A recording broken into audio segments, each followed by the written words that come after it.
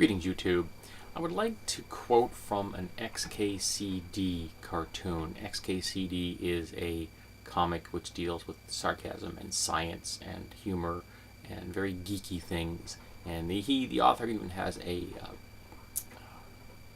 actual print book out which deals with tackling interesting science bits and trying to apply real science to kind of fictional concepts that he, as a physicist, has been thrown over his career. I actually own a copy. My sister gave it to me as a gift. But it's very entertaining. It's occasionally the comics are a little on the wordy side, but this particular one is a wonderfully succinct 6 panels, and I would like to quote it because it is highly pertinent to my life here on the internet, and specifically to YouTube. Public service announcement. The right to free speech means the government can't arrest you for what you say. It doesn't mean that anyone else has to listen to your bullshit or host you while you share it. The First Amendment doesn't shield you from criticism or consequence. If you're yelled at, boycotted, have your show canceled, or get banned from an internet community, your free speech rights aren't being violated. It's just that people listening think you're an asshole, and they're showing you the door. Now, that is very, very true, and the reason I bring this up is that I encounter people on a regular basis who tell me that I, James Tetsubo, the owner of this channel, am infringing upon their free speech if I remove one of their comments or if I ban someone. And the reality is I'm not. Nor is YouTube, which is owned by Google, under any obligation to host anything you want to say because they're a private corporation. And if they block or limit your speech in any way, it isn't a violation of your First Amendment rights. It just happens to be something that you may not like a lot. I frequently remove comments from my channel because they're offensive or they're threatening, or the person is attempting to use my channel to spread propaganda. For example, propaganda about anti-vaxxing, climate change denial, racism. I get a lot of racism, and of course misogyny. I get heaps of misogyny here.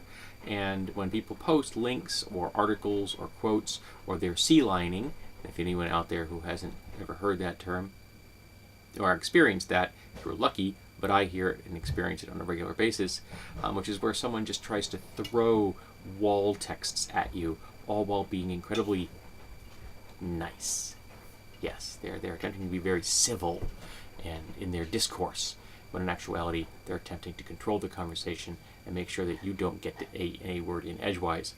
And all of these behaviors will get your comment removed and very likely get you banned from my channel. And I have got no problem with that at all. I feel a little bit of slight pang of guilt when I have to ban one of my subscribers, as I did just recently, because he was preaching at me about vegetarianism. Now, if you want to be a vegetarian, you want to be a vegan, have at it. I don't care. Don't preach to me. Particularly don't preach to me when I've asked you not to preach to me. To continue to preach to me, all you're doing is proving you're a zealot, and I'm just going to ban your ass because I don't need it. So, that's not infringing upon your First Amendment rights. I am not in your home arresting you.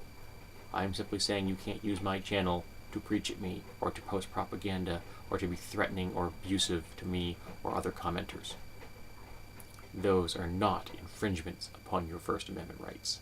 If the government says you can't say XYZ, that could potentially be an infringement upon First Amendment rights. Now, there are exceptions, of course. Libel, slander, those are exceptions to free speech, as are the classic yelling fire in a crowded room. All right, so there have always been exceptions to free speech. There always will be, because no single law can ever cover every circumstance. And anyone who wants perfection in regulations or in legal codes is barking up the wrong tree. We have to get as close as we can to good, to something that functions, and then we take care of the details along the way. That's how the real world works. We do the best we can. and that's all we can do. And I am tired of having to explain to people that I am in fact not infringing upon their First Amendment rights. That I can't infringe upon their First Amendment rights because I am not a member of the government and I have no authority over them in any way, shape, or form. So, if you'd like some humor in your life, I would suggest going to read XKCD. It's quite entertaining and occasionally informative. And the sarcasm is often cutting, which I appreciate myself. And if you think that I am infringing upon your rights, I have some bad news for you. Sit down for this. You are wrong.